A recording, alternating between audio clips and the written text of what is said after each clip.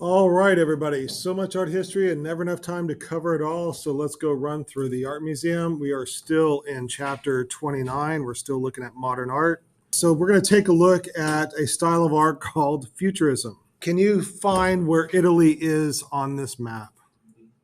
That's correct. Yes, it is D. If you cannot find Italy on the map, I will go to your graduation. I will tackle you before they give you your diploma, and I will announce to everybody at graduation that you cannot find Italy on the map. You will hear a large gasp from the audience as they realize that you should not deserve that diploma. Anyways, we're going to Italy, and you guys know this guy, right?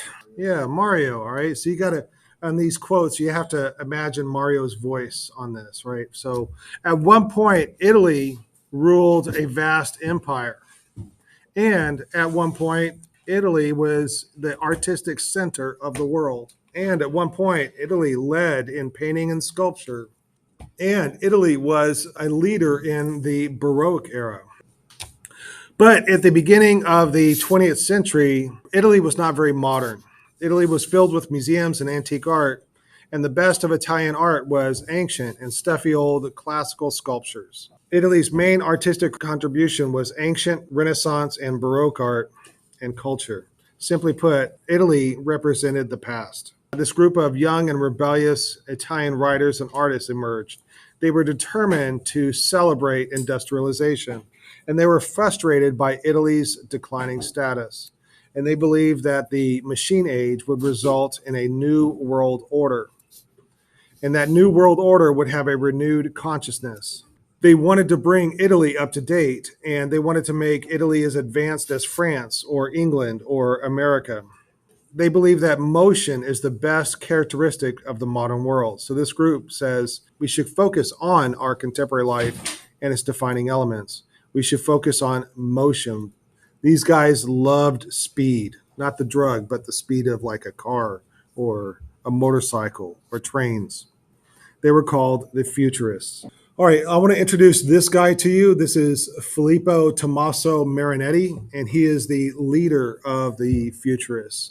And he's more on like the writing part. There's a lot of futurist writers out there, and be lucky that I'm not making you read futurist writing. But anyways, he writes the manifesto for the futurists, and he posts it on the front page of a French newspaper. But futurism is not just art, it's a wide variety of art forms and includes architecture, sculpture, literature, theater, music, and even food. Futurists were attracted to the idea of modern life. They loved the sensation of speed and movement. The futurists were attracted to industrial development. Marinetti lashed out against cultural tradition. He called for the destruction of museums and libraries. He wanted to set fire to the library shelves. Can you imagine that? Right? And he wanted to reroute canals to flood through museums and wash it all out. Marinetti embraced modernity and violently dismissed Italy's honored artistic heritage. He wanted to burn it all down. Futurism was the most aggressive avant-garde art movement of the time. So they had this idea of the new vision of the future. And in order to get to this vision of the future, they would have to quite literally burn it all down. So they were in favor of the war that was coming. They wanted to end the status quo through agitation and destruction. They believed that Italy would regenerate into a stronger, energized Italy. You guys know that like after a forest fire, like life begins anew. Like forest fires are actually kind of good for the forest, that it cleanses out all the old wood and new trees, new plants grow again. So that's kind of how they felt about Italy. Like if we burn it all down, we can build it all anew. Many futurists joined the army and went to war, focusing their attention on fighting rather than painting. Many believed that war was the only cure for the world and that it would overturn the old order and bring in the new order. So we have futurists saying they want to burn it all down. So listen to this quote by Filippo Tommaso Marinetti.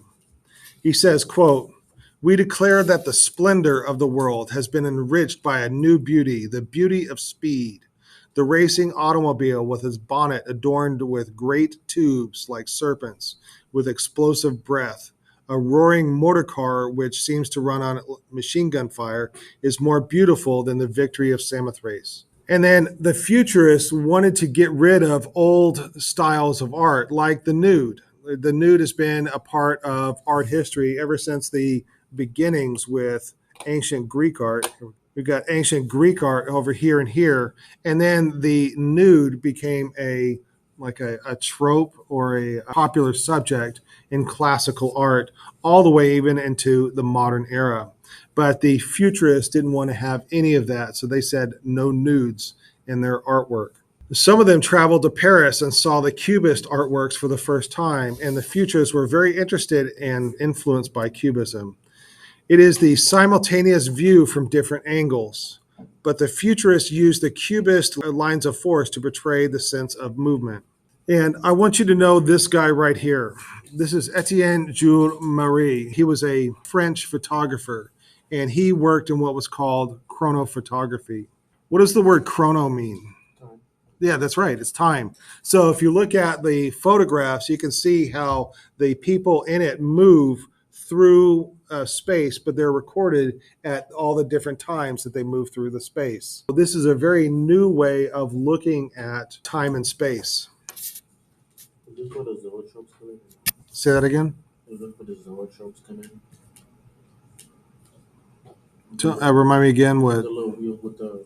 Oh, yes. That's done in the same years as what this is. So, yeah. So rather than perceiving an action of a performance, or the action as a performance of a single limb, the futurists viewed action as the convergence in time and space of multiple extremities. So look at this horse right here. Horses don't have, I see, how many? 1, 2, 3, 4, 5, 6 heads.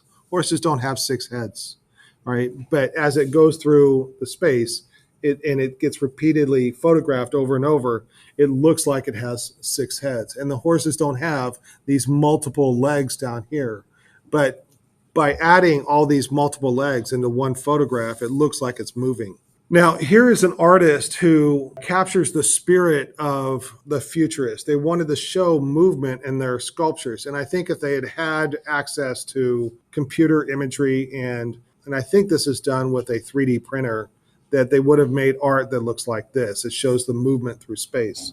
All right. So I have a little bit of a history story to tell you. This takes place in Milan in 1903. Milan is in northern Italy up here.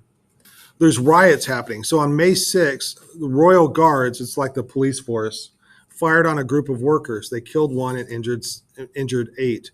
And this caused citywide riots to protest the police. So basically, you have the anarchists versus the police.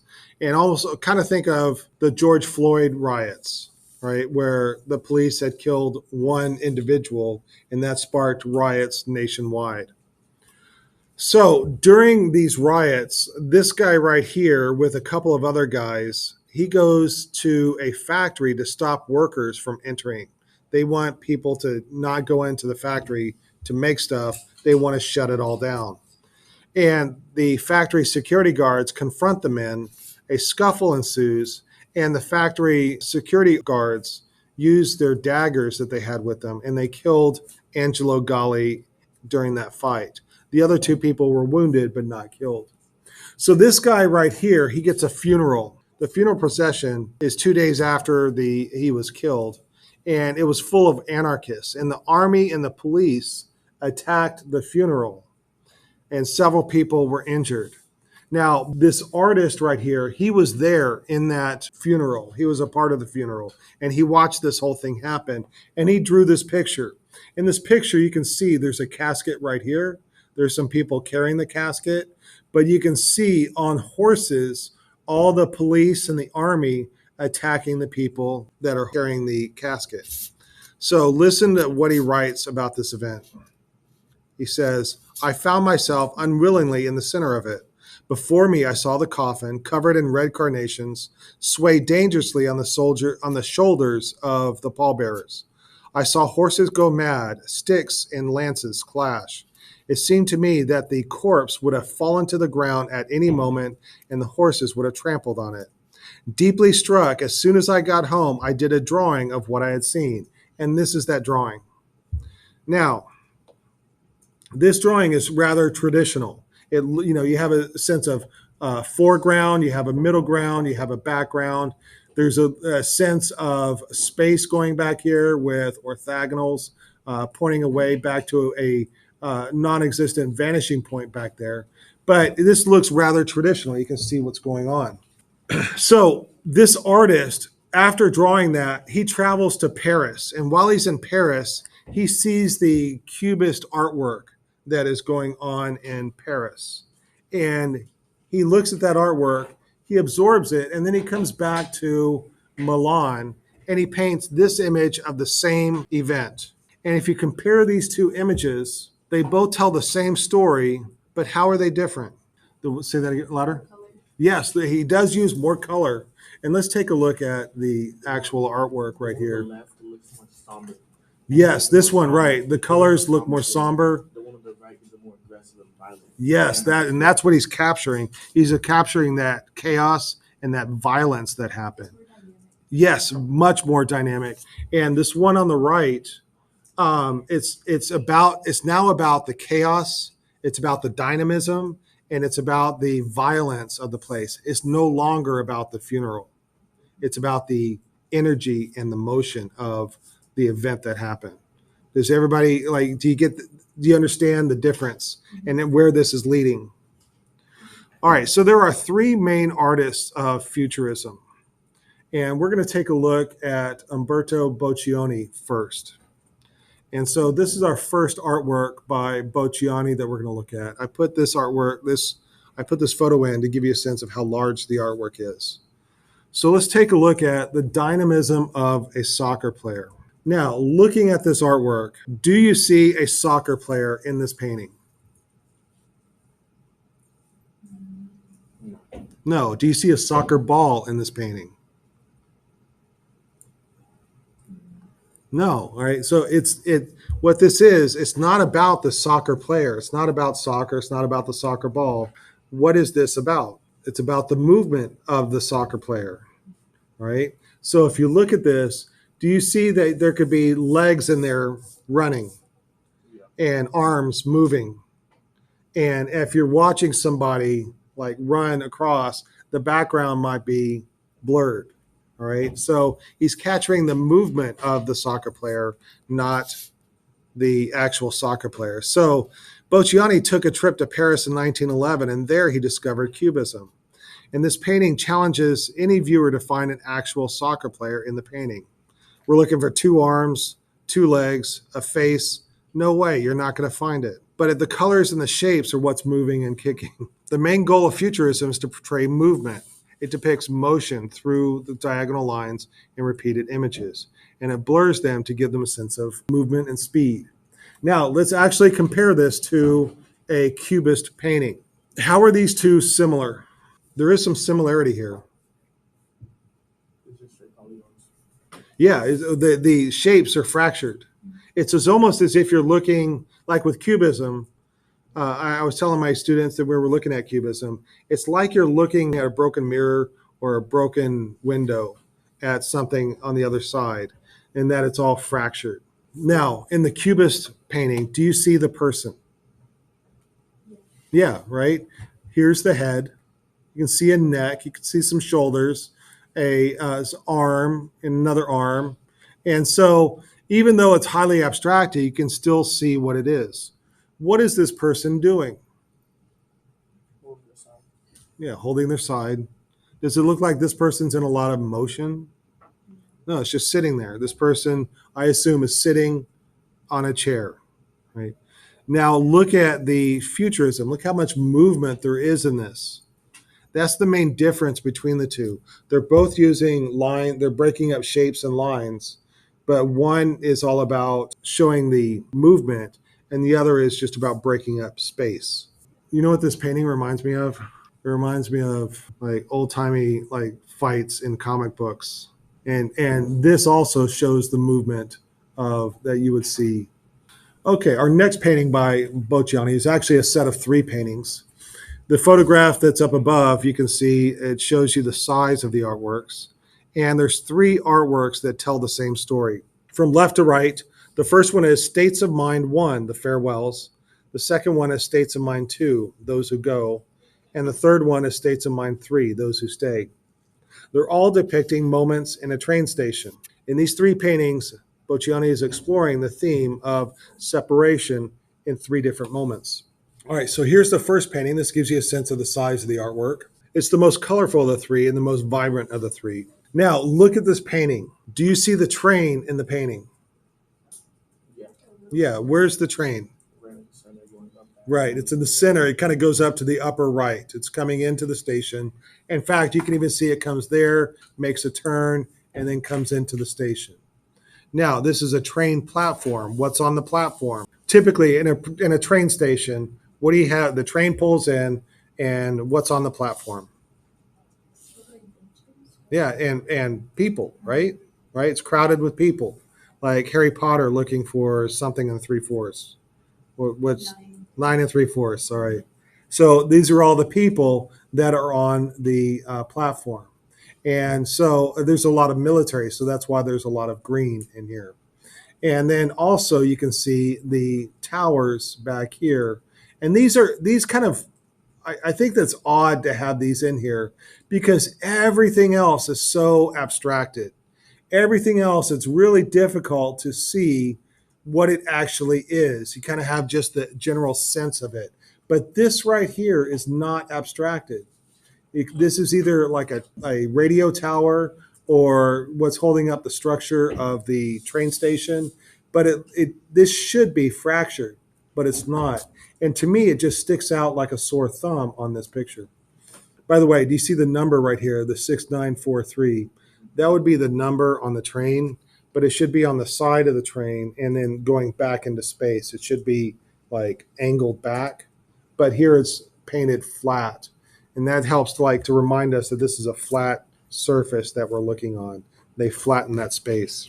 So what's going on is that the people are saying goodbye to each other. Some of these people are going to get on the train and go away, and some of these people are going to go back home and walk out of the station. On the second painting right here, this gives you a sense of the size. And if we take a look at it, these are the passengers on the train. You can see the buildings in the window as the train passes by the buildings. But look at what is the mood of this painting? Yeah, it's gloomy and sad. Do you notice how blue it is? Like blue is the color of sadness, and you can see on their faces, they're all looking down, they're all unhappy and sad. That's because they've had to say goodbye to the people that they love at the train station. But then look at the lines that are on here done by the brushes, and it really gives you a sense of movement. Like these people are on a train moving. And then on the last painting right here, notice the lines on this one. They're all vertical or practically vertical. Yeah. And then do you see the people here? There's a person here. Like there's a head shape. You can see it looks like a shoulders and a back, possibly an arm, a leg, and maybe another leg over here. A smaller person right here, maybe a child. There's people going off into the distance. We have smaller people back here. All right. And then these vertical lines right here kind of remind me of rain, and then that also adds to the sadness. They've said their goodbyes and now they're going home. And also we have this blending of space. We don't know if those lines are behind the people or in front of the people. So most of the time they're behind the people, but sometimes they intersect in front. That's kind of what makes me think of this as rain falling. All right, and then there's our dynamism of a cyclist. Do you see the cyclist in this one? This should be easier than the soccer player. There is a cyclist there. Do you see a bicycle? It looks like there's a wheel right here. It looks like there's possibly a wheel right here or over here. And then this might be the fork of the bicycle. This might be the head right here. And then an arched back. And you can see here legs furiously pumping almost like that right there. It's kind of what we're looking at. Also the black line right there. Yeah, this right here. That's what I see at the fork. Yeah, and then the right. back wheel was there in the corner. Yeah. This back wheel up here. No, bottom left corner. Oh, bottom left. Yes, Yeah. Right. This curve right here. Yeah, right. Look, like which of these is faster? Yeah, the one on the right. And that's why we have this racer who has his head down, his back up, makes him look faster. And I almost would like see like these are like wind marks, like wind going, like he's cutting through the air and the wind is traveling over him. But this is what the futurists love. They love to have that sense of movement, the sense of energy, the sense of speed.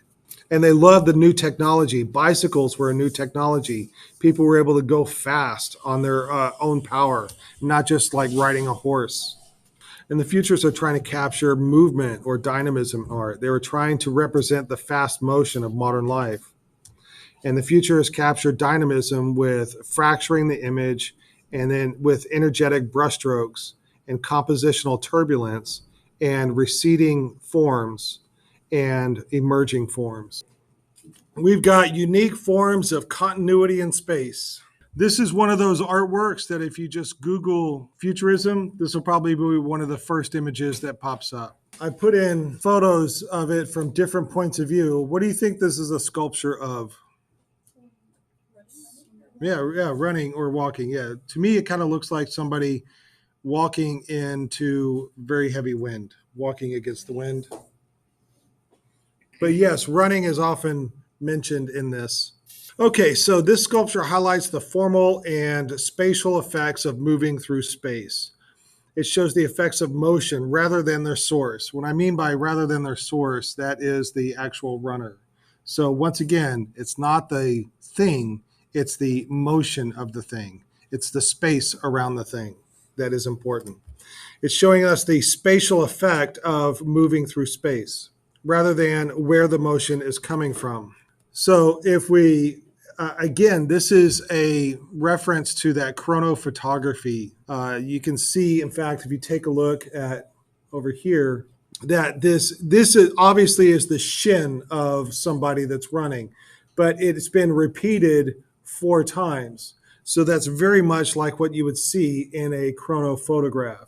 The thing is repeated multiple times, especially remember that picture of the horse that I showed you had multiple legs. All right, and then over here we have the back of the leg that is repeated, the calf muscle. It kind of looks like flames are like flying out from behind, but I think it would be much easier to represent motion on a painting or a drawing than it would be in a sculpture, because the sculpture is an actual tangible thing that you like touch. And so to show movement with this is a higher degree of difficulty and a higher degree of difficulty of the problem faced by the artist. The problem being showing motion in a work of art. So once again, the futurists were interested in motion. You can see the influence of cubism in this artwork with the dissection of the forms. But the futurists believed that modern sculpture should abolish finite lines. They said, quote, all forms of limitations must be despised, unquote. And the figure doesn't appear to have any arms. And like I said, it looks like it's on fire, but that doesn't mean that the legs are on fire. It's just the motion around it. And if you look closely at the face, it has a horizontal line where the eyes would be, and then it has a vertical line of where the nose would be. And that's kind of how artists like start to draw the face. They'll draw the oval, and then they'll do a horizontal line and then a vertical line. But there is one problem with this sculpture, and I'm going to go back to this slide. We've established that it looks like a figure. Does this figure look clothed or nude? Nude. That's a problem, though. Why is that a problem? That's one thing. Yeah, you don't run naked. All right. But the futurists said no nudes, right? They didn't want to be associated with the traditions of the past. One of the big main traditions of the past is a nude figure. The artist Boccioni, he joined the army because, as all futurists were, he was very pro-war, and he could see the war was coming. And he trained to be a cavalry soldier, and in training, he fell off his horse and was trampled. So he died the following day at 33 years old.